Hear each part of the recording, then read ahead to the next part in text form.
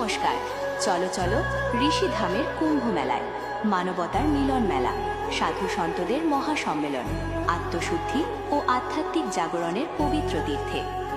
আসছে 23 জানুয়ারি থেকে 2 ফেব্রুয়ারি বাংলাদেশের বাঁশখালীতে অনুষ্ঠিত একমাত্র ঋষি কুম্ভ ও কুম্ভ মেলা।